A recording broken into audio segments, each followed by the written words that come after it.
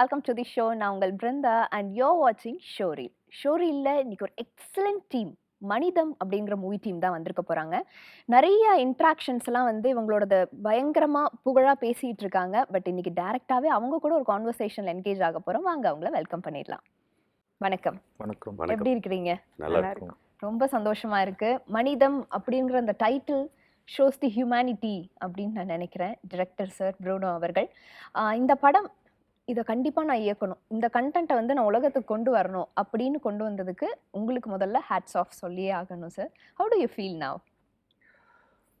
ஒரு மனிதம் அப்படிங்கிற ஒரு டைட்டில் வந்து எங்களுக்கு கிடைச்சதே மிகப்பெரிய ஒரு பாக்கியம். ஏன்னா மனிதத்தை பற்றி உலகம் ஃபுல்லாக பேசிகிட்டு இருக்க இந்த காலகட்டத்தில் யாருமே அதை யோசிக்கவே இல்லையோன்னு ஒன்று தோணுச்சு. ஏன்னா எங்கள் ப்ரொடியூசர் பேசிகிட்டு இருக்கும்போது மனிதம்ங்கிற ஒரு டைட்டில் நமக்கு கிடைச்சதே ஒரு மிகப்பெரிய ஒரு வரம் அப்படின்னு பேசுவாங்க. இப்போ படம் ஒரு வாரம் கடந்து ஓடிட்டு இருக்கக்கூடிய இந்த சூழ்நிலையில் ஒரு இயக்குனராக முதல் படத்துலேயே ஒரு நல்ல ஒரு வைப்ரேஷன் கிடைக்குது. மக்கள் அதை ஆமோதிக்கிறாங்க, நல்லா வெல்கம் பண்ணியிருக்கிறாங்க. நெகட்டிவ் ஒரு தாட்ஸ் இல்லாமல் பரவாயில்ல, ஒரு சின்ன சப்ஜெக்ட் தான், பட் அந்த சப்ஜெக்டை ரொம்ப எளிமையாக கையாண்டுருக்கிறீங்க. அதுவும் பாண்டிச்சேரியில் இருக்கக்கூடிய கலைஞர்களை மட்டுமே வச்சு கையாண்டு அதை ஓரளவுக்கு நம்ம சாதிச்சும் காமிச்சிருக்கிறோங்கிற ஒரு சின்ன பெருமை இருக்குது. கண்டிப்பாக இது ஒரு நல்ல ஒரு ஃபீல் தான். ஸோ படத்தோட லீட்ஸ் ஹீரோ அண்ட் ஹீரோயின் அவர்கள் வந்திருக்காங்க. நிஜமாவே அந்த படம் வந்து ரிலீஸ் ஆனதுக்கப்புறம் எனக்கு பார்க்கும்போது நிறைய டிஃப்ரென்ஷியேஷன்ஸ் தெரிஞ்சது. இவங்க தான் அதில் நடிச்சிருந்தாங்களா அப்படின்னு சொல்லி எனக்கு ஒரு இது இருந்தது. எப்படி இருந்தது அந்த படத்தில் நடிக்கும் போது? ஆக்சுவலாக படத்தில் வந்து நடிக்கணும் அப்படிங்கிறதுல படத்தில் நம்ம வாழ்ந்துருப்போம் ரியலாக. எனக்கு வந்து இதுதான் எனக்கு ஃபஸ்ட்டு மூவி. ஆக்சுவலாக சினிமா அப்படிங்கிறப்ப கேமரா வந்து ஃபஸ்ட்டு மூவி. அது என் பிரதர் வந்து டைரக்டர் தான் நமக்கு அதுக்கான ஆப்பர்ச்சுனிட்டி வந்து க்ரியேட் பண்ணி கொடுத்தாங்க. இந்த படம் ஃபஸ்ட்டு மூவி. அதுக்கப்புறம் வந்து பார்த்திங்கன்னா நான் இன்ஃபினிட்டின்னு ஒரு மூவி, கழுமரம் அப்படின்ற மூவி அதில் நான் பண்ணிட்டேன். ஸோ அதுக்கான கான்ஃபிடென்ட் வந்து வந்தது கொடுத்தது இந்த மனிதம் மூவி தான். ஏன்னா படமே நமக்கு வந்து பார்த்திங்கன்னா படம் ஃபுல்லாக டெட் பாடியாக இருக்கணும். ஸோ அது வந்து ஒரு பெரிய சேலஞ்சிங்கான ஒரு விஷயம் அது. நிறைய பேர் வந்து இந்த படம் வந்து இந்த மாதிரி ஒரு ரோல் நடிக்கிறதுக்கு வந்து எல்லாருமே கொஞ்சம் யோசிச்சுட்டு இருந்தாங்க. பட் நமக்கு அதெல்லாம் வந்து நடிக்கணும்னு வந்துட்டால் என்ன வேணும் நடிக்கலாம் அப்படிங்கிற மாதிரி. இதில் இவருக்கு டேரக்டருக்கு வந்து ஒரு பெரிய தேங்க்ஸ் சொல்லணும்னா, என் சாவை என் கண்ணில் காமிச்சிருக்காரு. யாருக்கும் கிடைக்காத ஒரு வரம் வந்து எனக்கு பிரதர் வந்து எனக்கு கொடுத்துருக்காரு. ஸோ அதுக்காக ரொம்ப தேங்க்ஸ். இங்கே பாண்டிச்சேரியில் வந்து பார்த்திங்கன்னா பாண்டிச்சேரி கலைஞர்கள் எல்லாருமே வந்து அறிமுகப்படுத்துனது நம்ம டைரக்டர் சார் தான். ஏன்னா எல்லாருக்குமே ஒரு கனவு இருக்கும் இல்லையா, ஆசை இருக்கும். நான் வந்து ஒரு பெரிய ஸ்க்ரீனில் வெள்ளித்திரையில் நான் ஒரு நாள் வரமாட்டேன். அது எத்தனை பேருடைய கனவு, எவ்வளோ நாள் அதுக்காக போகிறது. அவங்க அந்த விஷயத்த ஒரு எல்லாருக்குமே வந்து பார்த்திங்கன்னா தேர்ந்தெடுத்து எல்லாருக்கும் ஒரு அந்த வெள்ளித்திரையில் அவங்க எல்லாரையும் பார்க்க வச்சுட்டாரு. ஜாலி ஹோம்ஸ்னு பிரதர் வந்து ஒரு ஆசிரமம் வச்சு பண்ணிகிட்ருக்காங்க. அந்த குழந்தைங்க வந்து சினிமா பார்க்கணுன்னா ரொம்ப ஆசைப்படுவாங்க அந்த பிள்ளைங்க. அந்த பிள்ளைங்களை வந்து சினிமா பார்க்குறதில்ல, உங்களை நான் சினிமாவில் நடிக்க வச்சு உங்களை பெரிய ஸ்க்ரீனில் காமிச்சு நான் உங்களை சந்தோஷப்படுத்துகிறேன் அப்படிங்கிற விஷயத்தையும் செஞ்சுருக்காங்க. இதில் வந்து பார்த்திங்கனாக்கா ஒரு 35 வருஷமாக பிரதர் வந்து அந்த ஒரு சோஷியல் சர்வீஸ், அந்த குழந்தைங்களை வந்து பார்த்துக்கிறது. ஏன்னா இன்றைக்கி ஒரு குழந்தை 2 குழந்தை வளர்க்குறதே இன்றைக்கி பெரிய விஷயமா இருக்குது. ஸோ வாழ்க்கையை அர்ப்பணித்து அந்த விஷயத்த பண்ணியிருந்தாங்க. அதுக்கப்புறம் தான் நம்ம வந்து இன்வால்வ் ஆகிட்டு சரி ஓகே நம்ம இந்த ஸ்கிரிப்ட் இருக்குது நம்ம பண்ணலாம் அப்படின்ட்டு நம்ம இறங்கி பண்ணோம். நிறைய பிரச்சனைகள் போராட்டங்கள் எல்லா லைஃப்லேயும் வர மாதிரி தான். இதெல்லாம் கடந்து வந்து ஒரு 2 இயர்ஸில் வந்து முடித்து இன்றைக்கி பாண்டிச்சேரி மக்கள் கொண்டாடுறாங்க. இங்கே நாங்கள் கூட வந்து எங்களுடைய பார்வையில் நான் ஒழுங்காக பண்ணலையோ, இது நமக்கு தெரியும் இல்லையா, நம்ம ஒரு விஷயத்த நம்ம ஒரு ஆங்கிளில் யோசிப்போம். பட் இன்றைக்கி மக்கள் வந்து ஒவ்வொருத்தவங்க படம் பார்த்துட்டு வெளியில் வந்து அவங்க ஃபீட்பேக் கொடுக்குறப்ப நமக்கே பிரமிப்பாக இருக்குது. ஓகே, ஸோ நம்ம ஒரு வி ஆர் இந்த ரைட் ட்ராக் அப்படிங்கிற மாதிரி தான் தோணுது. இதில் ஒரு பெரிய அட்வான்டேஜ் என்னென்னா, இந்த மூவிலேருந்து வர கலெக்ஷன்ஸில் வந்து பார்த்திங்கன்னா 70%, நான் சொல்கிறேன் I'm not telling about profit, கலெக்ஷன்ஸில் ஓவரால் கலெக்ஷன்ஸில் 70% வந்து குழந்தைங்களுடைய எஜுகேஷனுக்காக. அதாவது ஆதரவற்ற குழந்தைங்க, சிங்கிள் பேரண்ட் சைல்டு, ஊனமுற்ற குழந்தைங்க, போவர்ட்டி பீப்புள்ஸ், அதாவது மோஸ்ட் பேக்வேர்ட் கிளாஸில் இருக்காங்க, கஷ்டப்பட்டு இருக்காங்க. ஏன்னா இன்றைக்கி அந்த பெற்றவங்களுக்கு தான் தெரியும், அந்த ஃபீஸ் கட்ட முடியாமல் ஸ்கூலில் வந்து குழந்தைய அனுப்பிச்சிட்டாக்கா பெற்றவங்க என்ன பாடுபடுறாங்க. ஸோ எங்களால் அதை சரி பண்ண முடியுமான்னு தெரியல. எங்களால் முடிஞ்ச சின்ன சப்போர்ட் வந்து நாங்கள் இந்த மனிதம் மூலிமா நாங்கள் கொடுக்கணும்னு ஆசைப்படுறோம். You done a great thing அப்படின்னு நான் நினைக்கிறேன் சார். 70% ஆஃப் கான்ட்ரிபியூஷன் கண்டிப்பாக வந்து அது நல்ல ஒரு விஷயமா நீங்கள் எடுத்து பண்ணிட்டு இருக்கீங்க. அண்ட் அடுத்ததான் நம்மளோட ஆக்ட்ரஸ் மது அவர்கள், எப்படி இருக்கீங்க? நல்லா இருக்கேன், நீங்கள் எப்படி இருக்கீங்க? ரொம்ப நல்லா இருக்கேன். இந்த படத்தில் உங்களோட எக்ஸ்பீரியன்ஸ் எப்படி இருக்குது? ஆக்சுவலாக எக்ஸ்பீரியன்ஸ் வைஸ் பார்த்தா ரொம்பவே எனக்கு வந்து ஹியூஜ். ஆக்சுவலாக ஃபஸ்ட்டு ஸ்டார்டிங்கில் வரப்போ நான் வந்து ஹெஸ்டேட் பண்ணதே ஒரு 6 வயசு குழந்தைக்கு அம்மாவா பண்ணணுமா, இல்லை அந்த கேரக்டர் வைஸ் பார்த்தாலே ஒரு 35 இயர்ஸ் ஓல்ட் லேடி அந்த மாதிரி தான் இருக்கும். ஸோ அதுதான் நான் யோசிச்சிருந்தேன். பட் சார் சொன்னார், நீ பண்ணலாம் கண்டிப்பாக, லைக் உன்னால் முடியும், உனக்கு அந்த கெப்பாசிட்டி இருக்குது. லைக் ஆக்டிங்னு வரப்போ யாராக இருந்தாலும் ஸ்டார்டிங்கில் யோசிப்பாங்கள்ல. ஃபியூ மூவிஸ் தான் பண்ணியிருக்கேன். ஸோ அப்போவே ஸ்டார்ட் அப்லேயே இந்த மாதிரி பண்ணுறதுன்றது கொஞ்சம் யாராக இருந்தாலும் ஹெஸ்டேட் பண்ணுவாங்க. ஸோ நான் அந்த மாதிரி தான் நான் பண்ணேன். அதுக்கப்புறம் சார் வந்து பண்ண முடியும் அப்படின்னா, அப்புறம் நான் அப்போ லீனாக இருந்தேன். ஸோ வெயிட் போடுங்க, கரெக்டாக இருக்கும், நான் சொல்கிறபடி நீ பண்ணால் உனக்கு எல்லாமே பர்ஃபெக்டாக இருக்கும் அப்படின்ற மாதிரி ஒரு ஒரு சீனும் ஒரு ஒரு ஷார்ட்டும் அவ்வளோ அழகாக சொல்லி கொடுத்து பொறுமையாக இருந்து ப்ரூனோ சாருக்கு ரொம்ப தேங்க்ஸ் இந்த படத்தில் என்னை காஸ்ட் பண்ணதுக்கு. அப்புறம் producer sir, hero sir, so அவங்களுமே வந்து ஸ்டார்டிங், ஸோ எனக்குமே ஸ்டார்டிங் தான். ஸோ 2 பேருக்குமே வந்து ஒரு நல்ல லீட் பண்ணி கொண்டு போனது ப்ரூனோ சார் தான். ஸோ ஆக்சுவலாக இந்த கதை பற்றி சொல்லணுன்னா எனக்கு வந்து ரொம்ப பெரிய எக்ஸ்பீரியன்ஸ் தான். ஏன்னா சார் சொன்ன மாதிரி 1-2 குழந்தைங்களே வச்சு பார்க்கறதுக்கு அவ்வளோ கஷ்டப்படுறாங்க. ஆனால் சார் வந்து எப்படி அவ்வளோ பேரை மெயின்டைன் பண்ணி அவங்க லைஃப்பை வந்து சாக்ரிஃபைஸ் பண்ணி இவ்வளோ சர்வீஸ் பண்ணிட்டு இருக்காங்கன்னு எனக்கு தெரியல. நம்ம அங்கே போய் பார்க்கும்போது தான் நம்ம வாழ்கிற வாழ்க்கை லைஃப் ஸ்டைல் எல்லாமே ரொம்பவே பிளெஸ்ட் அந்த குழந்தைங்கள கம்பேர் பார்க்கும்போது. ஸோ ஏன்னா எனக்கு இந்த மூவி பண்ணது ரொம்பவே ஒரு ஹாப்பியான விஷயம். நான் ஒரு பிளெஸ்டாக ஃபீல் பண்ணுறேன். ஓகே. ஸோ அந்த 35 இயர்ஸ் ஒரு குழந்தைக்கு அம்மாவா நடிக்கணும். இப்போ நம்ம யூஸ்வலாக அது ஒரு கேள்வி இருக்கும், அது எல்லாருக்குமே இருக்கக்கூடிய ஒரு ஆர்டிஸ்ட்டுக்கு வந்து நம்ம இப்படி பண்ணணும் அப்படின்னா அடுத்த படங்களில் நம்ம எப்படி போர்ட்ரே ஆவோம் அப்படின்னு சொல்லி ஒரு இது இருந்து அந்த தயக்கத்தை எப்படி நீங்கள் நீக்குனீங்க? இல்லை, ஆக்சுவலாக ஆக்ட்ரஸ் அதுதானே, நம்ம என்ன கேரக்டர் கொடுத்தாலும் நம்ம பண்ணணும் அப்படின்ற இதில் தான் இருக்கும். நம்ம ஆக்டிங் வைஸ் தான் நம்மளோட கேரக்டர்ஸ் எல்லாமே வெளியே வரணும். நம்ம எது கொடுத்தாலும் பண்ணணுன்ற ஒரு தாட்டில் தான், அதாவது ஆக்டராக நம்ம என்ன கொடுத்தாலும் என்ன ரோல் கொடுத்தாலும் பண்ணணும் அப்படின்ற மாதிரி தான் என்னோட தாட்டு. ஆனால் ஃபஸ்ட்டு அப்படி இல்லை, நான் உள்ளே வரப்போ லீட் தான் பண்ணணும், ஹீரோயினாக தான் நான் பண்ணணுன்ற ஒரு மைண்ட் செட்டில் தான் இருந்தேன். ஆனால் சினிமா என்னை ஃபுல்லாகவே அப்படியே மாற்றிடுச்சு. இல்லை, லைக் நம்ம எந்த ரோல் கொடுத்தாலும் அதில் ஆப்டாக இருக்கணும், மக்கள் அதில் நம்மளை ஏற்றுக்கணும். ஸோ அந்த மாதிரி ஒரு தாட் வந்து என் தாட் ப்ராசஸ் வந்து நெக்ஸ்ட் இந்த படம் மூலயமா லைக் அடுத்தடுத்து வந்து எனக்கு அப்படி தோண ஆரம்பிச்சிருச்சு பண்ணணும்னு சொல்லிட்டு. நான் நெக்ஸ்ட்டு கெத்து தினேஷ் சாரில் அவங்களோட லீடாக ஒரு படம் பண்ணிகிட்டு இருக்கேன். இந்த படத்துக்கு அப்புறம் தான் அந்த படம் வந்துச்சு ஆக்சுவலாக. ஸோ அதுக்கு அடுத்தடுத்து ப்ராசஸ் போயிட்டு இருக்கு. ஸோ நானும் யோசித்தேன், இந்த கேரக்டர் பண்ணால் இதே மாதிரி கூப்பிட்ருவாங்களோ அப்படின்னு சொல்லிட்டு. ஆனால் நம்ம ஐஸ்வர்யா ராஜேஷ் காக்கா முட்டை பண்ணப்பெல்லாம் அந்த மாதிரி இல்லையே, அவங்க ஒரு இது எடுத்து பண்ணிட்டு இருக்காங்களே, இன்னொரு கேரக்டர் வைஸ் அவங்கள மக்கள் ஏற்றுக்கிறாங்களே. ஸோ அந்த மாதிரி எனக்கும் நல்ல ரோல்ஸ் வரும்னு நான் என்னோட மைண்ட் செட்டாகவே நான் அது ஓகே வரும், அதுதான் கேரக்டர்ஸ், அதுதான் சினிமா அப்படின்ற மாதிரி. Sure, will manifest for that. Thank you. Okay sir, specifications ஒன்று கொடுத்துருக்கீங்க, அதாவது அந்த ஊரில் இருக்க மக்கள் வச்சு தான் நான் படம் எடுக்கணும், அந்த பாண்டிச்சேரியில் இருக்கவங்கள வச்சு தான். அது ஏன் அந்த ஸ்பெசிஃபிகேஷன்? அதாவது ஆக்சுவலாக சினிமா அப்படின்னாலே எல்லாருமே ஒரு பெரிய கலைஞர்கள், நல்லா எஸ்டாப்ளிஷ் ஆனவங்கள வச்சு பண்ணால் மட்டும்தான் கமர்ஷியலாக ஹிட் ஆகும் அப்படின்னு தான் எல்லாருமே தோணுவாங்க. நானும் அப்படி தான் ஆரம்பித்தேன். நான் கிட்டத்தட்ட ஒரு 10 இயர்ஸ்க்கு முன்னாடியே டிமானிட்டைசேஷன் அப்போவே இந்த படத்தை மிகப்பெரிய கலைஞர்கள் பட்டாளத்தை வச்சு எடுக்க வேண்டிய ஒரு நிர்பந்தத்தில், அந்த டிமானிட்டைசேஷன் நிர்பந்தத்தில் அது கட் ஆகிடுச்சு, கண்டினியூ பண்ண முடியல. அதுக்கப்புறம் ஒரு 10 வருஷம் அதுக்கு ஆனப்போ நான் பாண்டிச்சேரியில் மற்ற கலைஞர்களோட நிறைய வாய்ப்புகள் பழகுறதுக்கு வாய்ப்பு கிடைக்கும்போது, ஏன் இவங்களுக்கு ஒரு வாய்ப்பு கொடுக்கக்கூடாது? வளர்ந்தவங்களுக்கே போய் திருப்பியும் கொடுக்குறத விட இவங்களெல்லாம் ஏன் உள்ளே கொண்டு வரக்கூடாதுங்கும்போது தான் நாங்கள் வெறும் அவங்க பாண்டிச்சேரியில் இருக்கக்கூடிய கலைஞர்கள், சினிமாவில் முகம் காமிக்கணும்னு துடிக்கக்கூடிய கலைஞர்களை மட்டுமே தான் நாங்கள் வந்து இது பண்ணோம். ஸோ லீட் ரோலுக்கு மட்டும்தான் நான் ஆள் தேடிக்கிட்டே இருந்தேன், என்ன யாரை வச்சு பண்ணலாம் அப்படிங்கிற மாதிரிலாம் ஒரு தாட் இருந்தது. நிறைய ப்ராசஸ் பண்ணோம். அருள்முருகன் சொல்லி பாண்டிச்சேரியில் என்னுடைய கோ டைரக்டராக ஒர்க் பண்ணேன். அவருடைய ஹெல்ப் வச்சுட்டு பாண்டிச்சேரியில் கூடிய எல்லா கலைஞர்களையும் ஆடிஷன்லாம் பண்ணிக்கிட்டே இருந்தோம். ஸோ கிருஷ்ணாவுக்கு அது தெரியாது ஆரம்பத்தில். ஸோ அவர் எங்களுடைய காப்பகத்துக்கெலாம் வந்து உதவி பண்ணக்கூடிய ஒரு கேரக்டர். எதேச்சியாக ஒரு நாள் நீங்கள் என்ன பண்ணிட்டு இருக்கிறீங்க அப்படின்னு கேட்டார். நான் மீடியாவில் இருக்கிறேன். அவர் ஒரே ஆச்சரியம், மீடியாவுக்கும் சர்வீஸ்க்கும் என்ன சம்பந்தம்? இல்லை சார், இதே நான் பேஷனாக பண்ணிகிட்ருக்கேன், மீடியா தான் என்னோடய மெயின் தொழில், ஃபோட்டோகிராஃபி, அட்வர்டைஸிங், ஃபில்ம் மேக்கிங். ஏன்னா நான் அந்த காலத்துலேருந்தே ஒரு 30 வருஷமாகவே இலங்கை வானொலியிலேருந்தே நாங்கள் வந்து விளம்பர குரல் கொடுக்குறவனாக தான் என்னுடைய வாழ்க்கை பயணம் போயிட்டுருக்கு. அப்போ என்ன மீடியானா என்ன பண்ணுறீங்க அப்படின்னு இதெல்லாம் சொல்லிட்டு இருக்கும்போது, சார் என்கிட்ட ஒரு கதை இருக்குது, ரொம்ப நாளாக யோசிச்சுட்டு இருக்கிற ஒரு கதை செய்ய முடியல. ஏன்னா இதை யாரும் துணிய மாட்டாங்க. பெரிய பெரிய ஆர்டிஸ்ட்லாம் நான் பெரிய பெரிய நடிகர்கள்கிட்டலாம் கூட இந்த கதை சொல்லியிருக்கிறேன். யாருமே இதை துணியலை. ஏன்னா ஏன்னா ஒரு படம் ஃபுல்லாக ஒரு டெட் பாடியாகவே இருக்கணும், ப்ளஸ் ஆக்டிவாகவும் இருக்கணும். ஆனால் அது மிகப்பெரிய ஒரு துணிச்சல்.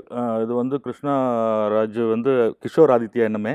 ஸோ அவருக்கு மிகப்பெரிய துணிச்சல் பார்த்தீங்கன்னா, ஒரு கட்டத்தில் நாங்கள் ஷூட் பண்ணிட்டு இருக்கும்போது குழந்தைங்க வந்து அழுதுட்டு இருக்கக்கூடிய ஒரு சீனில் எந்திரிச்சு ஒரு 1/2 மணி நேரம் துடிச்சு அழுதுட்டார் ரியலாகவே. ஷார்ட் போயிட்டுருக்கு, எந்திரிச்சு உட்காந்து துடிச்சு அழுவக்கூடிய அளவுக்கு அந்த சீன் இருக்குன்னா, அப்போ எந்த அளவுக்கு அவருக்குள்ள அதை தாக்கத்தை ஏற்படுத்தியிருக்கும். ஸோ அந்த மாதிரி மிகப்பெரிய வலிகளோட தான் இதை எடுத்திருக்கிறோம். ஸோ இன்னைக்கு நீங்கள் கேட்ட கேள்விக்கு பதில் பார்த்தீங்கன்னா, இவ்வளோ சந்தோஷமாக நாங்கள் இருக்கிறதுக்கு ஒரு காரணம், எங்களை நம்பி வந்த அந்த பாண்டிச்சேரி கலைஞர்கள் இன்னைக்கு சந்தோஷமாக இருக்கிறாங்க. கிட்டத்தட்ட ஒரு 30-40 கலைஞர்களுக்கு டயலாக்கோட முகம் தெரியுது. கிட்டத்தட்ட ஒரு 60-70 பேரை வச்சு நாங்கள் இதை ஷூட் பண்ணியிருப்போம். டோட்டல் ஆம்பியன்ஸ் பார்த்தீங்கன்னா ஒரு 100 பேர் இருப்பாங்க. ஸோ ஒரு ஒன் லொக்கேஷன் சப்ஜெக்ட், ஒரு டெத்து சீக்வன்சி. ஸோ இன்னைக்கு ஒவ்வொரு குடும்பத்துலையும் அதை கொண்டாடுறாங்க. நீங்கள் பார்த்தீங்கன்னா சாய் காவேரின்னு ஒரு ஆர்டிஸ்ட்டு 1 வாரம் ஓடி இருக்கு, 13 தடவை படத்தை பார்த்துட்டாங்க. Wow. அவங்க மட்டும் இல்லாமல் அவங்க எல்லாரையும் கூட்டிகிட்டு போய் காமிக்கிறாங்க. ஏன்னா அந்த சந்தோஷம். நான் நடிச்சிருக்கிறேன். நான் இவ்வளோ நாளுமே ஒரு செட்டாக ப்ராப்பர்ட்டியாக ஒரு அசிஸ்டண்ட்டாக இது மாதிரி போய் நின்றுட்டு வருவேன் சார். ஆனால் நானும் டயலாக் பேசி ஒரு 7-8 சீனில் நான் வரேன் அப்படிங்கும்போது என்னால் இதை வந்து நம்பவே முடியல. ஸோ அவங்க போயிட்டு 10 பேராக கூட்டிகிட்டு வந்து படத்தை பார்க்குறாங்கங்கும்போது அந்த சந்தோஷம் தான் நான் ஜெயிச்சிருக்குன்னு நினைக்கிறேன். ஸோ இது சினிமாவாக நாங்கள் ஜெயிக்கணும். கிருஷ்ணாவும் நானும் பேசிக்கிட்டே இது கண்டிப்பாக இது வந்து லாபம் சம்பாதிக்கக்கூடிய ஒரு விஷயம் கிடையாது, பணம் சம்பாதிச்சு கொடுக்கக்கூடிய வியாபாரமாக இதை நம்ம போகக்கூடாது. இந்த சப்ஜெக்ட்டு கண்டிப்பாக ஒவ்வொரு மனிதனும் கடந்து போக முடியாத ஒரு விஷயமா நம்ம வாழ்க்கையில் இருக்கணும். அப்படிப்பட்ட ஒரு விஷயத்த எங்கள் வேவ் லென்த் செட் ஆச்சு. அவரும் சொசைட்டிக்கு சர்வீசஸ் பண்ணக்கூடிய ஒரு மனுஷன். அப்போ நாங்கள் 2 பேருமே இதை யோசிக்கும்போது கண்டிப்பாக பணத்தை அப்பாற்பட்டு ஒரு கமர்ஷியல் ரீதியாக இதை யோசிக்காமல் செஞ்சதுனால தான் இன்றைக்கி எங்களை தாண்டி இதை இன்வெஸ்ட் பண்ண கிருஷ்ணாவாக இருக்கட்டும், டைரக்ட் பண்ண நானாக இருக்கட்டும், எங்கள் எல்லாரையும் தாண்டி இதுக்குள்ளே இருக்கக்கூடிய அந்த 60-70 குடும்பங்கள் இன்றைக்கி வந்து கொண்டாடிட்டு இருக்கிறாங்க அந்த படத்தை. அந்த ஒரு சந்தோஷமே போதும். ஸோ அந்த ஒரு இதுக்காக வேண்டி தான் இதை வந்து வெளி ஆட்கள் யாருமே இல்லை. நான் வந்து வெளி ஆட்களை நான் மற்ற ஸ்டேட் வைஸ் சொல்லலை. நாங்கள் பாண்டிச்சேரியில் இருக்கிறதுனால அங்கே இருக்கக்கூடிய கலைஞர்களுக்கு மட்டுமே இதை வாய்ப்பாக கொடுத்தோம். அதுதான் இன்றைக்கி சக்ஸஸும் ஆயிருக்கு. இதை நாங்கள் எலாபரேட்டடாக எல்லா ஆர்டிஸ்ட்டையும் எல்லா ஊர்லேருந்தும் கொண்டு வந்து பண்ணியிருந்தா இந்த ஒரு பேர் இருந்திருக்காது. புதுவை கலைஞர்களை மட்டுமே மையமாக எடுத்த மனிதம்ங்கிற முதல் திரைப்படம்ங்கிற ஒரு பேர் எங்களுக்கு வந்திருக்காது. ஸோ அந்த வகையிலையுமே நாங்கள் இதில் வந்துட்டு கொஞ்சம் அவங்களுக்கான ஒரு ஒரு ஒரு சந்தர்ப்பத்தை கூட்டி கொடுத்துருக்குறோன்னு தான் நினைக்கிறேன். ஒரு ப்ரொடியூசராகவும் நீங்கள் பேலன்ஸ் பண்ணி ஆகணும், பட்ஜெட் வைஸும் நீங்கள் பார்த்துக்கணும். அதை எப்படி நீங்கள் பார்த்துக்கிட்டீங்க? ஃபஸ்ட்டு விஷயம், எனக்கு எதுவுமே எக்ஸ்பெக்டேஷன் கிடையாது. நம்ம எதையுமே நான் எதிர்பார்க்கக்கூடாது. எதிர்பார்த்தா ஏமாற்றம் வரும். எதிர்பார்க்காம ஒரு விஷயம் நம்ம செஞ்சால் எதிர்பார்க்காததெல்லாம் கிடைக்கும். எனக்கு எப்பவுமே இந்த யூனிவர்ஸ் மேலே வந்து எனக்கு ஒரு நம்பிக்கை. இந்த பிரபஞ்சத்தை தான் நம்புவேன். நம்ம லைஃப்பில் எதுவுமே நம்ம பிளான் பண்ணபடி நடக்காது. எல்லாமே அதுவாக டிசைன் எழுதுனப்படி தான் நடந்துட்டுருக்கு. ஆக்சுவலாக இந்த படத்தில் வந்து பார்த்தீங்கன்னா என் ரியல் நேம் கிருஷ்ணராஜு தான். இப்போ அவர் சொன்ன மாதிரி என்னுடைய நேம் வந்து இப்போ நான் சேஞ்ச் பண்ணிட்டேன். மனிதம் படத்தில் கிருஷ்ணராஜு போனோம்னா இதுக்கப்புறம் கிஷோர் ஆதித்யான்னு நான் கம்ப்ளீட்டாக எல்லாமே நேமெல்லாம் சேஞ்ச் பண்ணியாச்சு. அந்த படத்தில் என் ஒய்ஃப் கேரக்டராக அது பண்ணாங்க. அவங்க நேமை வந்து பார்த்திங்கன்னா அன்பு அப்படிங்கிறது. ஏன்னா எனக்கு இந்த எல்லோரும் அன்பாக இருக்கணும், எல்லோரும் அன்பு செலுத்தும், பாசமாக இருக்கணும். என் ஒய்ஃப் நேமும் அன்பு தான். ஸோ அதனால் ரியல் நேம். இதில் ஒரு பெரிய கோயின்சிடென்ட் என்னென்னு பார்த்தீங்கன்னாக்கா, அது இறப்பு டேட்டுன்னு ஒன்று வச்சுருந்தது வந்து பார்த்தீங்கன்னாக்கா, ஆக்சுவலாக எங்கள் ரியல் மேரேஜ் டேட்டை தான் வந்து டைரக்டர் வந்து வச்சுட்டார். என்னுடைய மேரேஜ் டேட்டு தான் இந்த படத்தில் இறப்பு டேட்டுன்னு வந்து நானே அதை கவனிக்கல. என் ஒய்ஃப் அதை பார்த்துட்டு, என் பேர் தான் வந்து இதெல்லாம் வைக்கிறீங்க, இது கூட இல்லைம்மா எனக்கு தெரியாதுன்னு பிரதர்கிட்ட கேட்குறப்ப தான் அப்போ தான் சொன்னாங்க, எனக்கும் தெரியாதுங்க, இது எல்லாமே கோயின்சிடென்ட். அந்த மாதிரி இந்த மூவியில் இந்த ஒரு சாங் ஒன்று இருக்கும், இது என்ன புது உலகம் என்இசைன்னு ஒரு சாங். அந்த சாங் கரெக்டாக திருவண்ணாமலை கிரிவலம் திருவண்ணாமலை தீபம் ஏற்றுற டைமில் அந்த சாங் வந்து நாங்கள் கம்போஸ் பண்ணோம். அதே மாதிரி அந்த சாங்கை ரிலீஸ் பண்ணதும் வந்து பார்த்தோன்னா மகாசிவராத்திரி அப்போ தான் நாங்கள் ரிலீஸ் பண்ணோம். ஸோ எல்லாமே சுற்றி நடக்கிறதெல்லாம் இந்த நான் சொல்கிற அந்த சிவன் சொல்கிறேன் இல்லைங்களா, இந்த பிரபஞ்சத்தோட ஏதோ ஒரு விஷயம் கனெக்ட் ஆகிருக்கு. எக்ஸ்பெக்டேஷன் இல்லை அப்படின்னு சொல்கிறதுக்கு ரீசன், ப்ரொடியூசராக இருக்கிறப்ப நிறைய பேலன்சிங்லாம் பண்ணி தான் ஆகணும். ஓகேங்களா, பல விதமான கஷ்டங்களெல்லாம் அனுபவிச்சுட்டு தான் வந்து பண்ணோம். பட் என்னென்னா இங்கே தேட்டரில் வந்து பார்த்தீங்கன்னா தேட்டர் ரிலீஸ் பண்ணுற பெரிய சேலஞ்ச் எங்களுக்கு இருக்குது. ஒரு பெரிய ஆர்டிஸ்ட் படம் அப்படின்னாக்கா தேட்டர் மால்லலாம் வந்து ஈஸியாக வந்து கிடச்சிடும். பட் இங்கே சின்ன படம்லாம் வந்து தேட்டர்லலாம் கிடைக்கிறதே கிடையாது. அதில் எங்களுக்கு ஒரு பெரிய சேலஞ்ச். அதனால தான் நாங்கள் என்ன பண்ணோன்னா, ஃபஸ்ட்டு நாங்கள் எடுத்துருக்கிற படம் எங்களுக்கு வந்து நம்பிக்கை இருக்குது. அதனால் எங்கள் ஏரியாவில் பாண்டிச்சேரியில் நாங்கள் என்னென்னா ஒரு ப்ரீமியம் ஷோ மாதிரி, நான் ஒரு 1 வீக் ட்ரையல் மாதிரி ஒரு ப்ரீமியம் ஷோ வந்து பண்ணுறோம். மக்கள் எல்லாம் வந்து பார்க்கட்டும், மக்களுடைய ஒப்பீனியன் இருக்கும். இப்போ எங்களுடைய ரியல் ரிலீஸ் எப்போன்னு பார்த்தீங்கன்னா ஏப்ரல் 18 தான் நாங்கள் பிளான் பண்ணியிருக்கோம். ஏன்னா இன்றைக்கி எஜுகேஷன் ஸ்கூல்லாம் இருக்கிறப்ப குழந்தைங்களுடைய எக்ஸாம்லாம் இருக்குது, அதெல்லாம் நாங்கள் மனசில் வச்சுக்கிட்டு பேரண்ட்ஸும் இப்போ ஸ்டூடெண்ட்ஸும் கான்சன்ட்ரேட் பண்ண முடியாது. ஸோ ஏப்ரல் 18க்கு அப்புறம் அப்போ தான் மெயின் ரிலீஸ் என்டையர் தமிழ்நாடு வந்து நம்ம பிளான் பண்ணியிருக்கோம். இன்றைக்கி நான் மக்கள்கிட்டே நான் ஒரு வேண்டுகோள் வைக்கிறதுனா, எல்லாரும் நினைக்கிறாங்க சின்ன படம் பெரிய படம் அப்படின்றது. அப்படிலாம் கிடையாது. இன்றைக்கி வந்து பார்த்தீங்கன்னா பாண்டிச்சேரியில் எங்கள் மக்கள் எல்லாம் தூக்கி வச்சு கொண்டாடிட்டு இருக்காங்க. என்ன சொல்கிறேன், மக்கள் எதை தூக்கி வச்சு கொண்டாடுறாங்களோ அதுதான் பெரிய படம் நான் நம்புறேன். ஸோ இன்றைக்கி வந்து எங்களுடைய படம் பெரிய படமான்னு கேட்டால் நான் கண்டிப்பாக இப்போ சொல்லுவேன், எங்களுடைய படம் பெரிய படம் தான். ஏன்னா ஒவ்வொரு மனுஷனும் இதை கடந்து தான் போயாகும் இந்த படத்தில் இருக்கிறது. ஏன்னா அந்த மாதிரி ஒரு கண்டென்ட் பிரதர் வந்து அந்த மாதிரி நல்லா பண்ணியிருக்காங்க. ஸ்ரீகாந்த் பிரதருடைய மியூசிக்கெல்லாம் ஆர்ஆர்லாம் அல்டிமேட். அதெல்லாம் நீங்கள் படம் பார்த்தா தெரியும். எங்களுடைய படத்தை வந்து பார்த்துட்டு வெளியில் வரவங்க யாரும் கண்ணில் தண்ணி இல்லாமல் வரமாட்டாங்க. எல்லாரும் வேகமாக ஓடிட்டுருக்காங்க. எதுக்கு ஓடுறனே தெரியாமல் ஓடிட்டுருக்காங்க. இந்த படத்தை பார்த்த உடனே கொஞ்சம் நிறுத்தி நிதானமாக என் ஒய்ஃப் கிட்ட போய் நான் கொஞ்சம் டைம் ஸ்பெண்ட் பண்ணணும், என் குழந்தைங்கிட்ட டைம் ஸ்பெண்ட் பண்ணணும், என் அப்பா கிட்ட என் அம்மா கிட்ட நான் கொஞ்சம் டைம் ஸ்பெண்ட் பண்ணணும். நான் எதுக்கு ஓடுறேன் அப்படிங்கிறதுக்காக பண்ணிவிட்டு யாரோ ஒருத்தன் தவறே பண்ணியிருந்தா கூட அந்த தப்பு பண்ணிட்டான்னா அவன் மேலே கோவப்பட்டு அவனை போய்ட்டு பழி வாங்க அதெல்லாம் இல்லாமல் சரி பண்ணிட்டான் மன்னிச்சு விட்டுருவோம் அவனை அப்படின்னு நம்ம மன்னிக்கிற குணம் வந்து மக்கள் மனசில் வரும் அப்படிங்கிற மாதிரி எங்களுடைய சக்ஸஸ் நாங்கள் அதை தான் பார்க்குறோம். கமர்ஷியலாக நாங்கள் பெருசாக வந்து மேலே இருக்கிறவருக்கு தெரியும் என்ன நடக்கணும்னு நடக்கும். அதிலும் இந்த இந்த படத்தில் வர்றதே நாங்கள் என்ன பண்ணுறோம், குழந்தைங்களுடைய எஜுகேஷனுக்காக தான் பண்ணுவோம். ஸோ அதனால் நல்ல விஷயங்கள் நடக்கும் அப்படிங்கிறத மட்டும் நினச்சிக்கிட்டு வேறு எதையும் நம்ம நெகட்டிவாக யோசிக்காமல் போயிட்டுருக்கோம். படம் நல்லபடியாக இந்த இப்போ நம்ம அந்த போட்ட அந்த ப்ரீமியம் ஷோ போட்டதில் நல்லபடியாக போயிட்டுருக்கு. ஸோ 18 தான் மெயின் ரிலீஸ். அப்போ எங்களுக்கு நம்பிக்கை இருக்குது. ஏன்னா ஆல்ரெடி அந்த ட்ரையல்லே மக்கள் தூக்கி வச்சு கொண்டாடிட்டு இருக்காங்க. விட்டு பார்க்கலாம். இந்த சீன் நடிக்கும்போது நீங்க சொல்லியிருந்தீங்க லைக் ஆல்மோஸ்ட் படம் முழுக்க பார்க்கும்போதே என்னால வந்து அழுகாம இருக்க முடியல, வி கான் கண்ட்ரோல் அப்படின்னு சொல்லி ஒரு பர்டிகுலரான ஒரு சீன் பத்தி நீங்க ஏதாவது டிஸ்கிரைப் பண்ணணும் அப்படின்னா அப்படியே மேலாப்ல நீங்க அழகா அப்படியே சொல்லலாம்.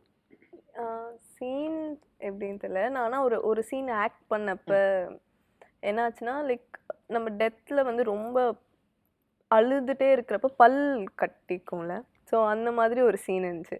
அந்த சீன் எனக்கு வரவே இல்லை. ஏன்னா நம்ம முன்ன பின்ன ஒரு டெத்தில் இந்தளவுக்கு ஒரு ஹஸ்பண்ட் இறந்து இல்லை ரொம்ப க்ளோஸ் ஹார்ட் இருக்கவங்க இறந்து நம்ம பார்த்துருக்க மாட்டோம் இந்த இதில். ஸோ அப்போ வந்து ஆனால் நம்ம வந்து வெளியே ஐ மீன் ரிலேட்டிவ்ஸ் அந்த மாதிரி இருக்கும்போது அவங்க அழுது பார்த்துருப்போம். அப்போ கூட அந்தளவுக்கு எனக்கு தெரியல அழுது அப்படின்னு சொல்லிட்டு. ஸோ அந்த சீன்லாம் பண்ணுறப்ப எனக்கு ரொம்ப ரொம்ப கஷ்டமாக இருந்துச்சு. நம்ம முன்ன பின்ன எக்ஸ்பீரியன்ஸே கிடையாது அந்த மாதிரி ஒரு. இப்போ நம்ம லவ் சீன் எல்லா இடத்துலையும் பார்த்துருப்போம், நம்ம வந்து அதை நம்ம கிராப் பண்ணிப்போம். ஆனால் இந்த மாதிரி அழுகிற சீன், இந்த மாதிரி பல்லு கட்டி அந்த சலைவாஸ்லாம் வெளியே வர அந்த மாதிரி ஒரு சீன் இருந்துச்சு. சார் என்னை விடவே இல்லை, இன்னும் வெடிச்சு அழணும் வெடிச்சு ஐயோ கடவுளேன்ற மாதிரி ஆயிடுச்சு எனக்கு. நான் நினச்சேன் ஆயிடுச்சு என்னால் முடியாது போல் அந்த சீன் அப்படி சொல்லிட்டு. அப்புறம் லாஸ்ட் டேக் வந்து அந்த டேக் மட்டும் தான் எனக்கு தெரிஞ்சு கொஞ்சம் நிறையா போச்சு இல்லை சார். ஸோ அது மட்டும் கொஞ்சம் நிறைய அந்த ஒரு மாதிரி பல்லு கட்டிடும். அதில் வந்து தண்ணியெல்லாம் வெளியே வரணும், ரொம்ப அப்படி ஃபிக்ஸ் வர மாதிரி அழுகணும் அப்படின்ற மாதிரி அது பண்ண சொன்னாங்க. ஸோ அந்த சீன் பண்ணுறப்ப எனக்கு ரொம்ப ரொம்ப கஷ்டமாக இருந்துச்சு. முன்ன பின்ன ரெஃபரன்ஸ் இல்லை, எதுவுமே எனக்கு தெரியல. சார் இன்னும் அழுகணும் அப்படி சொல்லிட்டு இருந்தானே, அது மட்டும் கொஞ்சம் கஷ்டமாக இருந்துச்சு. மற்றபடி ஓகே. அதுவும் இல்லாமல் கிளைமேக்ஸ் சீனும் ரொம்ப கஷ்டமாக இருந்துச்சு. ஏன்னா அது ஒன் டேக், அது என்டையர் சீன் அப்படியே ஃபுல்லாக போயிட்டு ட்ரோன் அதெல்லாம் வச்சு எடுத்துகிட்டே இருந்தாங்க. ரொம்ப பர்ஃபார்மன்ஸ் பண்ணுறதுக்கு கஷ்டமாக இருந்துச்சு. அந்த கடைசி ஒரு கட்டம் அது ரொம்பவே கஷ்டமாக இருந்துச்சு. ஸோ அது இந்த மாதிரி இந்த கிளைமேக்ஸ் சீன் வந்து பார்த்தீங்கன்னா பாடையில் கட்டி தூக்கி எடுத்துகிட்டு போயிடுவாங்க. ஆமாம். ஓகே. அது வரைக்கும் மதுலாம் வந்து சினிமா ஷூட்டிங் ஸ்பாட்டுக்கு வந்தால் அவங்க மாட்டை உட்காருவாங்க, அவங்க ஒர்க்கை பார்ப்பாங்க, நான் மாட்டேன் என் ஒர்க்கை பார்ப்பேன் வருவேன். ஷூட் டைமில் போயிட்டுருக்கோம். மித்தபடி எல்லோரும் ஃபேமிலி ரியல் ஃபேமிலி மாதிரி தான் அந்த ஒரு சுச்சுவேஷன் இருக்கும். அந்த ஒரு 35-40 நாள் எப்படி போச்சுன்னே தெரியல. பட் அந்த கடைசி டைமில் தூக்கிட்டு டேக் ஆஃப் தூக்கிட்டு ஏறாங்க, ட்ரோன் இருக்குது, உடம்பெல்லாம் ஃப்ரீஸ் ஆயிடுச்சு எனக்கு. ட்ராவல் போயிட்டுருக்கு, அந்த சாங் போட்டு தூக்கிட்டு போகிறாங்க. எனக்கு என்னமோ சொல்லுவோம் இல்லையா, அந்த வானத்துலேருந்து நாரதர்லேருந்து எல்லோரும் என்கிட்ட பேசுகிறாங்க. அந்த டைமில் பயங்கரமாக ஒரு ஃபீல், உடம்பெல்லாம் ஃப்ரீஸ் ஆயிடுச்சு. எனக்கு கான்ஷியஸே இல்லை அந்த டைமில் ஒரு 20-25 மினிட்ஸ். ஏன்னா அந்த எக்ஸ்பீரியன்ஸ் வந்து அதுலேருந்து என்னால் ஒரு 3 நாளைக்கு நான் மீண்டு வரவே முடியல. நான் அந்த அந்த தாட்லேயே தான் இருந்தேன். ஏன்னா கம்ப்ளீட்டாக மூச்சு அடக்கிக்கிட்டு இருக்கேன். டெட் பாடி தூக்கிட்டு என்ன ட்ராவல் பண்ணிட்டு போகிறாங்க. ஆமா நான் கூட இறங்க உடனே கேட்டேன். மொத்தமாக வந்து எல்லாரும் வந்து ஓடி வந்து கட்டி பிடிச்சிட்டு அது வரைக்கும் இருந்தவங்களாம் வேற மதுலாம் என்னை பயங்கரமாக கட்டி பிடிச்சலாம் பயங்கரமாக கிஸ் பண்ணி அந்த டைமில் ஒரு மாதிரி ஆயிடுச்சு. எனக்கு ஒன்றுமே புரியல. ஸ்டன் ஆகி நின்னேன் நான். என்ன நடந்தது இந்த ஒரு ஒரு அந்த ஒரு ஒரு ஹாஃப் அன் ஹவர் என்ன நடந்ததுன்னு எனக்கு புரியல. ஏன்னா அந்த எக்ஸ்பீரியன்ஸு இது வரைக்கும் வாழ்க்கையில் மறக்கவே முடியாது. அந்த மொமெண்ட் இப்போ கூட நினச்சா கூட பாருங்கள் எனக்கு உடம்பெல்லாம் பயங்கரமாக ஆகும். அந்த டைமில் ரியலாக வந்து நானும் அப்பா அழுதேன் அம்மா ஆக்சுவலாக. அந்த டைம் வந்து ரொம்ப ஒரு அது எப்படி ஆயிடுச்சுன்னா எல்லாரும் அழுறாங்க. எனக்கு ஒண்ணுமே புரியல. ஐயோ மனிதம் என்ன வந்துச்சா இல்லையா? உண்மையா நான் கிளிசரின் போட மாட்டேன் எப்பயுமே அழுகுறப்ப. நானே தான் அழுதேன். அப்போ அந்த டைம் வந்து ரொம்ப தண்ணி வேணும்னு சொல்லிட்டு சில சீன் வந்து நம்ம ரொம்ப ஹாப்பியாக இருப்போம். டக்குன்னு அழுகுற சீன் வைக்கிறப்ப தான் லைட்டாக எப்போ அது நம்ம ட்ரை பண்ணுவோம், ஆனால் வராது அழுக. ஸோ லாஸ்ட் சீன்லேயே எனக்கு உண்மையாலுமே செம்ம அழுக வந்துருச்சு. என்ன இப்படி அழுகுறாங்க? அதுவும் என் பக்கத்தில் அம்மா அக்காலாம் ரொம்ப பர்ஃபார்மன்ஸ் பண்ணுறாங்க. ஐயோ நம்ம சும்மா இருக்கக்கூடாது சொல்லிட்டு நம்ம புருஷனாச்சே அப்படின்ற ஒரு ஃபீலில் வந்து செம்மையாக அழுதுட்டு ஒரு மாதிரி ஆயிடுச்சு அந்த செட்டே. ஆனால் ஒரே டேக் போறப்ப அது ஆக்சுவலாக நம்ம இது வந்துட்டு ஒரு கிட்டத்தட்ட 10 மினிட்ஸ்க்கு உள்ள ஒரே டேக்கு. ஆமா ஒரே டேக். ஆமா பாடையிலேருந்து எடுத்துட்டு வந்து பாடையை வச்சு கட்டி தூக்கி வரது வர கேமரா ஒரே டேக். நாங்கள் மேபி அதில் எங்கேயாவது கட் பண்ணியிருப்போம், எடிட் பண்ணியிருப்போம். ஆர்டிஸ்ட்கிட்ட முன்னாடியே சொல்லிடுறோம் என்னென்ன செய்யணும், எல்லாம் சொல்லிட்டோம். ஒரே டேக்கு, ஒரு சிங்கிள் கேமரா, ட்ரோன் ஷாட். ட்ரோனுங்கிறது தனி. சிங்கிள் கேமரா வச்சுட்டு ஆரம்பத்துலேருந்து கடைசி வரை டெட் பாடி மேலே தூக்கிட்டு போகிறத ஒரு சிங்கிள் டேக்கில் எடுத்தது தான் நீங்கள் படத்தில் பார்ப்பீங்க. அது ரீடேக் கிடையாது. ஒரே டேக்கில் எல்லா ஆர்டிஸ்ட்டும் பெர்ஃபார்மன்ஸ் பண்ணியிருப்பாங்க. யாரும் கேமரா பார்த்துருக்க மாட்டாங்க. எல்லாமே பாடியை நோக்கி அழுதுட்டு இருக்கக்கூடிய அந்த ஒரு சீன் ரொம்ப கிளைமேக்ஸ் சீன் அது. So that was a real அந்த டைம் ரியல் எக்ஸ்பீரியன்ஸ். அது நம்ம லைஃப் டைம்ல அது கிடைக்காது. நம்ம மேபி அந்த டைம்ல கிடைக்கும் தவிர இந்த சின்ன வயசுல இது வாய்ப்பு இல்லை. ஏதாவது ஒரு படம் எடுத்து பண்ணும்போது தான். ஆனா சார் டெட் பாடியாவே நடிக்கிறதுக்கு சான்ஸ் ரியல் அவரோட எக்ஸ்பீரியன்ஸ்னு சொல்லிட்டாங்க. அங்கே இருக்கிறதுல ரொம்ப கஷ்டமான விஷயம் படமாக நடிக்கிறது தான். சுற்றி எல்லாரும் வந்து பேசுகிறாங்க. படுத்துட்டு இருக்கேன், கண்ணை மூடிட்டு படுத்துட்டு இருக்கேன். என் பக்கத்தில் காதுகிட்ட வந்து ஐயோ கிருஷ்ணா போயிட்டியே, அப்பா போயிட்டே, இவங்க வந்து எங்கே போயிட்டீங்களே, அக்கா தம்பி மொத்த ரிலேஷன்ஷிப் இப்போ எல்லாரும் இருக்கிறவங்க எல்லாரும் வந்து என் பேரை சொல்லி போயிட்டே டே நான் உயிரோட தாட்டா இருக்கேன், கண்ணை மூடி தாட்டா படுத்துட்டு இருக்கேன், போயிட்டே அந்த அந்த கோரஸ் சவுண்டு எல்லாமே பயங்கரமாக டிஸ்டர்ப் பண்ணிச்சு. மூளைக்குள்ளே பூந்து ஏதோ ஒரு மாதிரி பண்ணிச்சு. அந்த 3 days அந்த அந்த சவுண்டு அதுலேருந்து என்னால் வெளியில் வரவே முடியல. எக்ஸாக்ட்லி. அது அந்த இப்போ நினச்சாலும் அது சொல்ல பாருங்க, அவ்வளோ ஒரு கொடுமையான விஷயம் அது. ஆக்சுவலாக எங்கள் அம்மா கூட இருந்தாங்க. எங்கள் அம்மாவுக்கு ஒரு மாதிரி கஷ்டமாயிடுச்சு. என்ன நம்ம பொண்ணு எனக்கு கல்யாணம் கூட ஆகும், அதுக்குள்ளே இந்த மாதிரி நடக்குது அப்படின்ற மாதிரி. அவங்களுக்கு தனியாக ஒரு ஃபீல் இருக்கும்ல நம்ம ஆக்ட் பண்ணுறப்ப. அவங்களே பார்த்துட்டு அழுகுறாங்க. எனக்கு ஏன் இந்த மாதிரிலாம் நீ நடிக்கிற, இனிமேல் நடிக்காது இந்த மாதிரிலாம் அப்படின்னு சொல்லிட்டு செம்மையாக அது இல்லாமல் அந்த இல்லை ரொம்ப பள்ளம் முட்டி போட்டு தரையில் அடிச்சுட்டு அழுகணும். எனக்கு இங்கே ஃபுல்லாக காயம் கீரல் ஃபுல்லாக அடிச்சுட்டு அந்த இப்படிலாம் அடிச்சுட்டு அழுகணும்ல. ஏன்னா எனக்கு உண்மையாலுமே அந்த ஒரு நாள் ரொம்பவே ஒரு மாதிரி ஹார்டாக இருந்துச்சு அதுலேருந்து வெளியே வர அந்த சீன்லேருந்து. ஸோ அது ஒரு சூப்பரான எக்ஸ்பீரியன்ஸ் ஆக்சுவலாக டிரெக்டர் அவர்கள் வந்து நீங்கள் எல்லாம் பேசுறதெல்லாம் கவனமாக கவனிச்சுக்கிட்டே இருக்காரு. ஓ இதெல்லாம் இப்படிலாம் நீங்கள் ஃபீல் பண்ணியிருக்கீங்களா அப்படிங்கிறது அவருக்கு தான் தெரியுது. சார் இப்போ இந்த படங்கள் வருது அப்படின்னாலே லைக் அவர் அழகாக ஒன்று சொல்லியிருந்தார். பெரிய படங்களுக்கு நல்ல பட்ஜெட் இருக்குன்னு சொல்லி டக்குன்னு பெரிய முகங்கள், அதாவது தெரிந்த முகங்களாக இருக்கனால டக்குன்னு வாங்கிடுறாங்க. ஆனால் சின்ன படங்களுக்கு நம்ம அதை கரெக்டாக அந்த பட்ஜெட்டை போட்டதை எடுக்கணும் அப்படின்னு சொல்லி ஒன்று பார்ப்பாங்க. பட் அதெல்லாம் தாண்டி அந்த 70% நீங்கள் கான்ட்ரிபியூட் பண்ணுறதுங்கிறது மிகப்பெரிய விஷயம். அந்த ஆஸ் அ டிரெக்டராக உங்ககிட்டயும் அதை நான் சொல்லணும், லைக் ப்ரொடியூசராக உங்ககிட்டயுமே அதை பேசணும். யாருக்கு இதை நம்ம பண்ணணும் அப்படின்னு சொல்லி உங்களுக்கு அந்த மைண்ட் செட் வந்தது? எது சொல்கிறீங்க? இந்த 70% கான்ட்ரிபியூஷன். இது வந்து முழுக்க அவர் கிருஷ்ணாவோட ஐடியா தான். ஏன்னா அவர் படம் ஆரம்பிக்கும் போதே அதை சொல்லிட்டு தான் செய்தார். நமக்கு இதில் வந்து எந்த வருமானமே நமக்காக வேண்டாம் பிரதர், நஷ்டம்னா நம்ம வச்சுக்குவோம், லாபம்னா வெளியில் கொடுத்துருவோம். ஸோ அப்படின்னு தான் அவர் சொன்னது, அப்படி தான் ஆரம்பித்தோம். அதனால் இதில் வந்து நாங்கள் லாப நஷ்ட கணக்கெல்லாம் பார்த்துட்டு இது பண்ணலை. இது கண்டிப்பாக ஜெயிக்கும். இது ஒரு லோ பட்ஜெட் படமாக இருந்தால் கூட, கேஸ்டிங் கிடையாது, பெரிய நடிகர்கள் கிடையாதுனாலும், இது வந்து ஆரம்பத்தில் முதல் மரியாதை படங்கள்லாம் பார்த்தீங்கன்னா ஒரு வாரம் 10 நாள் கழிச்சு தான் பிக்கப் ஆச்சுன்னு சொல்லுவாங்க. ஸோ அந்த மாதிரி இது வந்து மக்கள் வந்து இப்போ பேச தான் இதாகும். ஏன்னா இதை வந்துட்டு ஒரு பெரிய நடிகர்கள்னா ஓகே இன்னாருடைய படம் சொல்லிட்டு நாளே ஷோவுக்கு போகக்கூடிய ஒரு அளவுக்கு, ஆனால் சப்ஜெக்ட் கிடையாது இது. மேபி பின்னாடி கிருஷ்ணாலாம் வளர்ந்தாங்கன்னா 10 வருஷத்துக்கு அப்புறம் அவரும் வந்துட்டு பெரிய நடிகர்கள் ரேஞ்சுக்கு வந்துட்டாங்கன்னா முகத்தை பார்த்த உடனே படத்துக்கு போகக்கூடிய ஒரு சூழ்நிலை உருவாகலாம். ஆனால் இன்னைக்கு இருக்கக்கூடிய மனிதம் வந்துன்னு பார்த்தீங்கன்னா கொஞ்சம் எங்களுக்கு கொஞ்சம் சேலஞ்சிங்கான ஒரு விஷயம். ஆனால் கண்டிப்பாக இது எல்லாருமே கடந்தே போக முடியாத ஒரு விஷயம். பேச ஆரம்பிச்சிட்டாங்க மக்கள். பார்த்த ஒரு 1000 பேராவது கண்டிப்பாக இது ஒரு 50,000 பேருக்கு இந்நேரம் ரீச் ஆகிருக்கும். அவங்க எல்லாம் வெயிட் பண்ணிட்டு இருப்பாங்க அடுத்தது பார்க்குறதுக்கு. ஸோ ஏப்ரலில் ரிலீஸ் ஆகும்போது கண்டிப்பாக தியேட்டரில் மக்கள் கண்டிப்பாக போய் பார்க்கணுங்கிற ஒரு எண்ணம் வரும். ஸோ லீவில் எதிர்பார்த்துட்ருக்குறோம். இது மட்டும் இல்லாமல் லைக் நம்ம டெஃபினட்டாக நம்மளோட மியூசிக் படத்தோட மியூசிக் பற்றி லைட்டாக அவர் அப்போவே அவர் டச் கொடுத்துருந்தாரு. பட் நம்மளுடைய ஸ்ரீகாந்த் தேவா சாரை பற்றி நம்ம ஒரு சில ஸோ இசைன்னு பார்த்தீங்கன்னா அந்த கான்செப்டும் வந்து நான் வந்து இவ்வளோ பெரிய மியூசிக் டைரக்டர்கிட்ட போவே நான் கற்பனை கூட பண்ணி பார்க்கல. அதையும் கிருஷ்ணா தான்.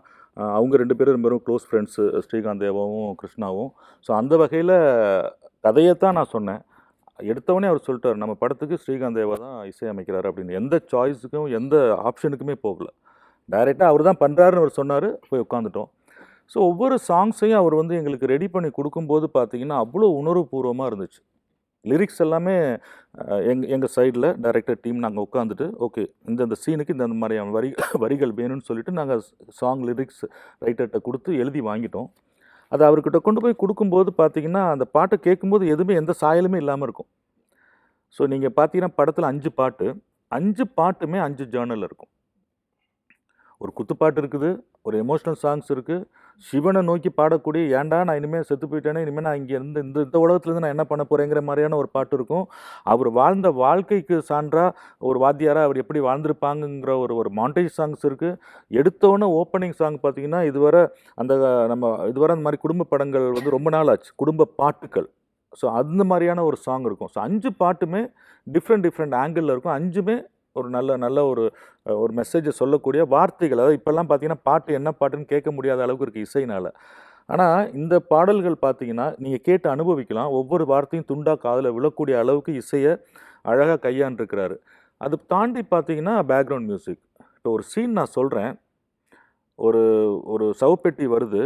அந்த சவப்பெட்டியில் என்னோடய அப்பா வைக்கக்கூடாதுன்னு குழந்தை சண்டை போடுறா. என்னோடய படத்தில் வரக்கூடிய ஒரு சீன். இதுக்கு என்ன மாதிரியான ஒரு இசையை நீங்கள் கற்பனை பண்ண முடியும், இசை தெரியாத நம்ம? ஸோ ராவாக கொடுக்கும்போது வந்துட்டு எல்லாருமே சார் என்ன சார் இதுக்கெலாம் என்ன பண்ணுறது அப்படிங்கிற மாதிரி தான் எல்லாருமே நினச்சிருப்பாங்க. ஆனால் அந்த இசை சேரும்போது பார்த்தீங்கன்னா அதனோட எமோஷனே வேறு மாதிரி மாறிடும். ஸோ அந்த சீனில் என் அப்பாவை நீங்கள் ஐஸ் பிளேட்டில் வைக்கக்கூடாது, அவரை கொண்டு போயிட போகிறீங்க, கடைசி வரை நான் தொட்டு பார்க்கணும் அப்படின்னு ஒரு குழந்தை போராடுறா. அந்த போராட்டத்துக்கு ஒரு இசை கொடுத்துருப்பாரு பாருங்க, அப்படியே உருக்கி எடுத்துரும். நெஞ்செல்லாம் வாரி வெளியில் போடுற மாதிரியான ஒரு ஃபீல் கிடைக்கும் அந்த இசையிலலாம். ஸோ அது ஒரு ஹம்மிங்கோடு இருக்கும். இசை, மியூசிக் ப்ளஸ் ஒரு ஹம்மிங்கோடு இருக்கும். ஸோ அந்த அளவுக்கு சொல்லுவார். கிருஷ்ணா அடிக்கடி சொல்லுவாப்புல, நான் இந்த படத்தில் வந்துட்டு நான் மற்றவங்களுக்காக நான் படம் பண்ணுற மாதிரி இதை பண்ண மாட்டேன். நான் எந்த அளவுக்கு உங்களையும் இந்த படத்தையும் நேசிக்கிறேங்கிறத நீங்கள் படம் பார்க்கும்போது தெரிஞ்சுக்குவீங்க அப்படின்னு சொல்லிட்டு ஸ்ரீகாந்த் தேவா சொன்னதை அடிக்கடி மேடையில் பதிவு பண்ணிகிட்டே இருப்பார். ஸோ அதை நாங்கள் இப்போ உணர்கிறோம். ஸோ ஸ்ரீகாந்த் தேவா இந்த படத்தில் இருக்கிறது எங்களுக்கு மிகப்பெரிய ஒரு பலம். ஸோ நாங்கள் வந்துட்டு எல்லாத்தையும் கட் பண்ணி கொடுத்துட்டு போய் பார்க்கும்போது நான் என்ன நினச்சேங்கிறத டெஸ்கில் வச்சுட்டேன். ஆனால் அதை உயிர் கொடுத்து அதை முழுசாக மக்கள் உணர்கிற அளவுக்கு அதை வெளிக்கொண்டு வந்து ஸ்ரீகாந்த் தேவாவுடைய மிகப்பெரிய இசை இந்த படத்துக்கு அது பெரிய பலம். ஓகே, நீங்கள் சொல்லும் போது ஒவ்வொரு இதையும் நாங்களும் பார்க்கணும்னு சொல்லி ரொம்ப ஒரு ஆவலாக இருந்துகிட்ருக்கு. முதல்ல அந்த பாட்டு கேட்கணும் அப்படிங்கிற மாதிரி இருக்கு. வேறு ஏதாவது விஷயங்கள் நம்ம வியூவர்ஸ்க்காக நீங்கள் ஷேர் பண்ணணும்னு நினைக்கிறீங்களா? வியூவர்ஸ் இருக்கிறவங்ககிட்ட நான் சொல்கிற ஒரு ரெக்வஸ்ட் வைக்கிறது என்னென்னா, வாழ்க்கையில் வந்து எல்லாருமே போராடி தான் ஏதோ ஒரு விஷயத்தை வந்து சக்ஸஸ் பண்ணியாகணும். அந்த மாதிரி இந்த வெள்ளித்திரைன்ற இந்த திரை உலகத்தில் நிறைய சின்ன கலைஞர்கள் எல்லாருமே இருக்காங்க. ஸோ மக்களுடைய மனசில் என்ன வரணும்னா, பெரிய படங்கள் தான் நாங்கள் போய் தேட்டரில் போய் பார்க்கணும் அப்படின்னு இல்லாமல் இந்த மாதிரி சின்ன படங்களும் வந்தால், இப்போ எக்ஸாம்பிள் இந்த லைக் ஜோக்கர்னு ஒரு படம் வந்துச்சு. அந்த படத்தை வந்து பார்த்தீங்கன்னாக்கா அப்போ மக்கள் விட்டுறாங்க. அதுக்கப்புறம் வந்து வேர்ட் ஆஃப் மவுத்தில் தான் அது ரொம்ப ஸ்ப்ரெட் ஆகி படம் நல்லாயிருக்கும். அந்த மாதிரி மக்கள் இந்த சின்ன படங்களுக்கு ப்ரியாரிட்டி கொடுக்கணும். ஃபேமிலியோடு போய் அவங்க வந்து போய் பார்க்கணும். ஸோ அந்த மாதிரி பார்த்தாங்கன்னா நிறைய கலைஞர்கள் வந்து இன்னும் வெளியில் வந்து தெரிய ஆரம்பிப்பாங்க. ஸோ அதுதான் வந்து நான் வியூவர்ஸ்கிட்ட நான் ஒரு வேண்டுகோளாக வைக்கிறது. அடுத்த விஷயம், எல்லார் மேலேயும் அன்பு செலுத்தி இருக்கணும். ஏன்னா இப்போ இது வந்து கலியுகம். இதை சொன்னால் எல்லாம் நம்மளை காமெடி பண்ணுறான்னு சொல்லுவாங்க.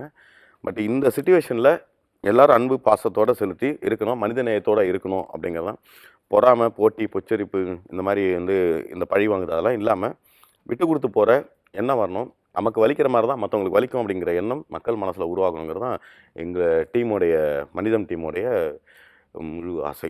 டெஃபினட்டா நீங்க அந்த மனிதம் அப்படிங்கிற அந்த டைட்டில் கேட்கும்போது ஏதோ ஒரு உயிர் எங்க இருந்தோ வர மாதிரியே ஒரு ஃபீலிங்ல ஸோ நாங்கள் கொடுத்துருக்கீங்க. ஒரு சின்ன கடைசியாக ஒரு பதிவு சொல்லியிருப்போம். Yeah. மரணம் என்றும் நிகழும், ம். மனிதம் நிலைத்து நிற்கும் அப்படின்னு சொல்லியிருப்போம். ஸோ இதை சொல்லுவாங்க சார், இதெல்லாம் பெரிய ஆளுங்களுக்கான கிராமத்து சப்ஜெக்டாக இருக்குது, பெரியவங்க தான் இதை விரும்பி பார்ப்பாங்க அப்படின்னு. அப்படி கிடையாது. பெரியவங்களாம் வாழ்ந்து முடிச்சுட்டாங்க. ம். இதை குழந்தைங்க தான் பார்க்கணும். Yeah. ஸோ இன்றைக்கி இருக்கக்கூடிய காலகட்டங்களில் நாங்கள் பிளான் பண்ணியிருக்கிறதே இந்த ஏப்ரல் 18 ரிலீஸ்க்கு அப்புறம் அந்த ஒரு மாதம் ஃபுல்லாக குழந்தைகளை ப்ரமோட் பண்ணி பள்ளிக்கூடம் காலேஜில் இருக்கக்கூடிய குழந்தைங்க வந்து பார்க்கணும். இனிமேல் வாழ போகிறவங்க அவங்க தான். அவங்க வந்து இந்த படத்தை பார்த்தா தான் அவங்களுடைய மீதி வாழ்க்கை வந்து எந்த அளவுக்கு மரணம் என்றைக்கும் நிகழும். அப்போ நம்ம அதுக்குள்ளே நம்ம எப்படியெல்லாம் வாழணுங்கிறத வந்து அந்த பசங்க அந்த அந்த அந்த அடலசன் ஏஜில் இருக்கும்போது அவங்க பார்த்தா மட்டும்தான் உணர்வாங்க. மேபி இதில் வந்துட்டு இன்றைக்கி இருக்கக்கூடிய ஜேர்னலில் மிகப்பெரிய கமர்ஷியல் வேல்யூ இல்லாமல் இருக்கலாம். ஆனால் அந்த சப்ஜெக்டை வந்து அந்த இளைய தலைமுறை பார்த்தா மட்டும்தான் ஒரு புதிய தலைமுறை உருவாகும். அதனால் இது வந்து குழந்தைங்க பார்க்க வேண்டிய ஒரு படம். டெஃபினட்டா நாங்க எல்லாருமே பார்த்து இந்த படம் எப்படி இருக்கு அப்படிங்கிற ரிவ்யூவை நாங்க நிச்சயமா பதிவு செய்வோம் sir. Thank you for joining with us today. நிறைய விஷயங்கள் நல்ல விஷயங்கள் எங்களுக்காக எடுத்து சொல்லியிருக்கீங்க. புதியுகம் சார்பாக வாழ்த்துக்களை தெரிவிச்சுக்கிறோம். தேங்க்யூ. Thank you so much. இன்னைக்கு மனிதம் படத்தோட டீம் வந்திருந்தாங்க. நிறைய விஷயங்கள் ரொம்ப சுவாரஸ்யமா நம்ம கூட வந்து ஷேர் பண்ணியிருக்காங்க. இதே மாதிரி ஒரு சூப்பரான இன்ட்ரோல நான் உங்களை சந்திக்கிறேன். Until then, it's tata, bye bye from Brinda.